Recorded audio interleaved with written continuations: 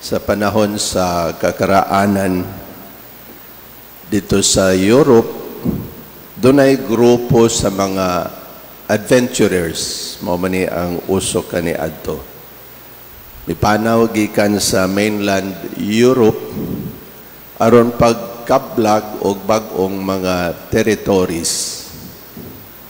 Sakay sa ilang tagsa-tagsa ka mga sakayang pangdagat. Ang ilang leader may announce nga kinsa gani ang una nga makataak o makatunob sa or makahikap sa yuta, siya na ang mahimong tag-iya sa bagong territory o isla.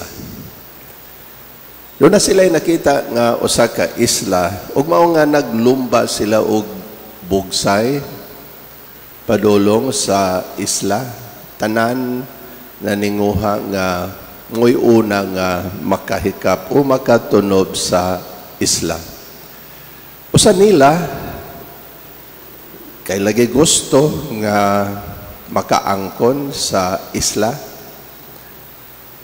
Nangusog og bugsay pa nakita niya nga diha may nakauna niya.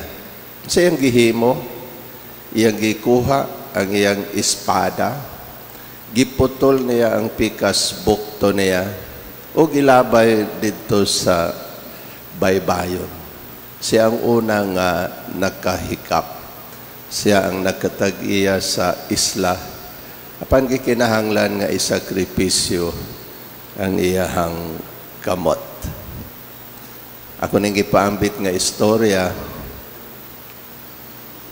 ngilngig nga istorya, aron masabtan nato ang ngilngig pod nga gisulti sa atong Ginoong Jesucristo diha sa Ebanghelyo karon. Sa iyang gisulti, kung ang imong tuong kamot makaangin nimo sa pagpakasala, putla kini ug ibalibag. Mas maayo pa kanimo nga kawad-an ka og usa ka kamot kaysa itambog ang tibuok mong lawas ngadto sa impyerno. Sa may buti pasabot sa atong Ginoong Hesus dinhi nga ang iyahang mga sumusunod, ang iyahang mga tinun-an katong gusto nga mosunod kaniya, kinahanglan nga andam nga magsakripisyo bisan ni anang butang nga iyang gitan-aw og giila nga bililhon kaayo niya aron lang maangkon si Kristo, aron lang maangkon ang gingharian sa Dios. Mao ra gyud na ang punto. Wala gyud siya literally magsugo nga putlon ang kamot, lugiton ang mata. Pansagon ng giingon, aron lang pag klaro o pag-emphasize sa iyahang kabubuton na nasayod ta ang mata, bililhon sa tao, ang kamot, importante sa tao. Ug mao ni ang iyahang gusto itudlo. Andam gyud ta.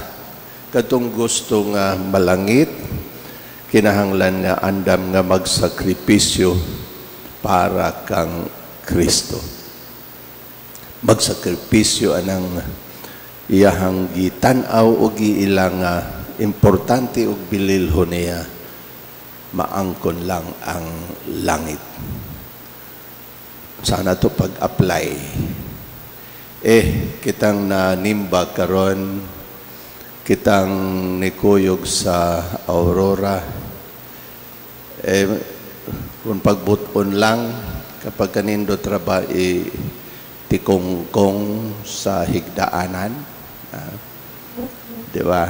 Paupoy, pag kanindot man ang magpaupoy lang. Apan, isakripisyo. Alang-alang unsa man inyong gihimo para ni sa Ginoo. Nahibalo ka mo nga ang pag appeal sa Aurora, magpahimuot ni Kristo, magkapahimuot ni Mama Mary,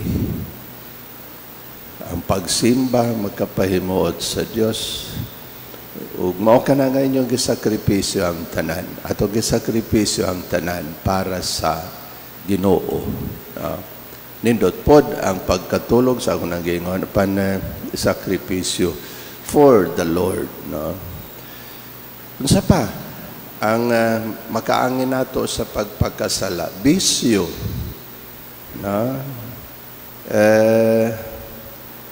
Pang lalaki, pang babae, inom nga makadaot, maghatag og kadaot sa kinabuhi ug sa pamilya, sugal. Basit kini mga bisyohan na himo ng habit og na-enjoy ka, nalipay ta. Apan nakapalayo man kanato sa Ginoo. So, parihurag ka ng pagputol sa bisyo. Di bang kumanigarilyo, paningon sila, mao na pinakalisod nga putlon. Apan putlon para sa Ginoo. Murag parihor nagputol sa kamot. Kanang mulit go ta sa mga material nga mga butang. Murag kanang muhatag ta, ay naamantay giputol gikan sa atoa, gikuhaan nato ang atong tinigom. Sakripisyo apan for the Lord mutabang ta, muhatag ta sa uban. Si Kristo dili ra kamot ang iyang gihatag, pantibuok lawas gyud ang iyang gihatag para nato. Ang iyahag yung kinabuhi, ang iyang gihatag, gisakripisyo. Ug mao na ang iyahang paghatag sa iyang kinabuhi. Mo'y atong gisaulog kada adlaw diha sa altar. Unsa pa man kinadak-ang hatag ug sakripisyo ang ato ang gipaabot. Ipakita ka nato kana sa atong Ginoong Kristo. Unsa pa? Ay, kanang maghigda na ta, nanatas katre, ay, mas, para sa uban, mas mo-enjoy man siguro magtanaw TV, magkupad-kupad sa cellphone, kaysa magakupad-kupad sa rosaryohan, o sa monobenahan, o sa, di ba? For the Lord, para sa langit. Pakig-istorya sa barkada. Unsa may mas maayong pakig-istoryahan, ay ang Ginoo mo ay nindot pakig-istoryahan diha sa pag-ampo. So daghang mga angay putlon para sa Ginoo. Wala malilong ninyo ang nag-viral tibuok kalibutan nga kasal sa Amlan. Grabe nga pagpasipala sa mga pari, sakit nga mga istorya na o insulto, napay death threats namo, tagsa-tagsaon ekonomi o patay. Nga, kami po, di naganim imang basa. Okay, sakit man. Kanya mahagit ang imuhang garbo. Tentasyon, ang yawa, sige tintal, balos.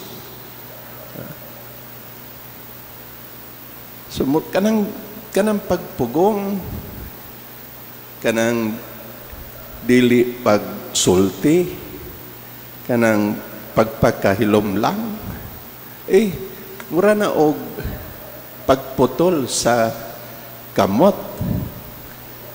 Kay, unsa may angay nga buhaton, ni anang maong sitwasyon, ampuan yun na, hinumduman, unsa may gitodlo kanato ni Kristo, niya nang kung anaa ikaw, niyan ang maong sitwasyon.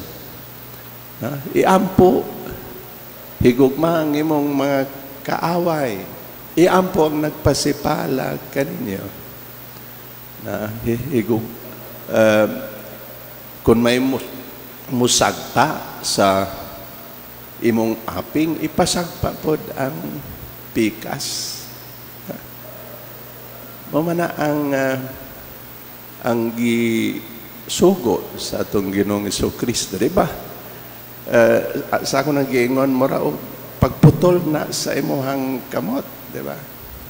Upon for the Lord, para sa alang-alag mo sabay naman lamang punta sa kinaiya o sa batasan nga gipakita sa uban mga Kristiyanos manta, di ba? Og mao kana nga ipakita nga lahi ta, dili ta parehas sa uban. Otherwise, wa na'y kalainan nato og nila, di ba? So ipakita yan ang mga sitwasyon ngayon ni Ana. Yan ang mga sitwasyon ngayon ana good masukod unsa ka tinuod ang ato ang pagka-Kristiyanos. Daghang teachings or daghang learnings ang ato ang makuha sa nanghitabo. Di po nato i-deny na ay kakulangan kaming mga pari apan mga tao raman pod me.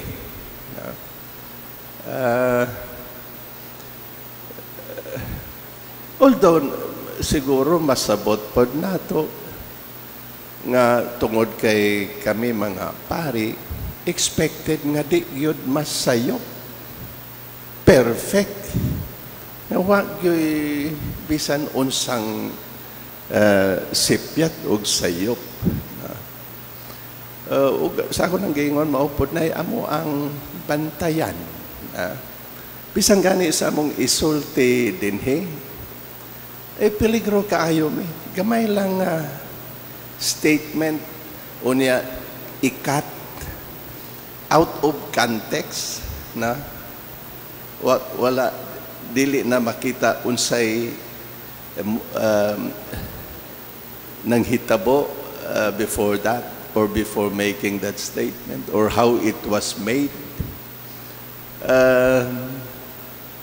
Vulnerable kaayo mi. Sa ako nang giingon,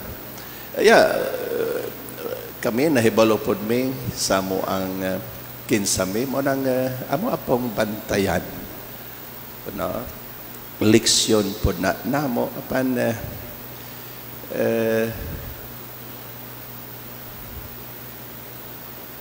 ampuan sa amo ang mga sa ako ang bahin. I prayed over it. Unsa may angay nga buhaton sa sitwasyon. So I never issued a statement or any comment. Kuan lang na yampuan lang. Og nindot sa ako ng giingon nga sakripisyo andang nga magsakripisyo sa kaugalingon na tentasyon sa yawang panagipdan ang among kaugalingon balos andili man na mao ang kabubuton ni Kristo when we are in that kind of situation. Atong iampo mininyo ato pong iampo ang tanan. Hopefully,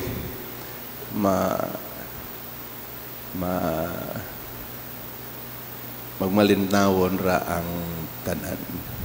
Amen.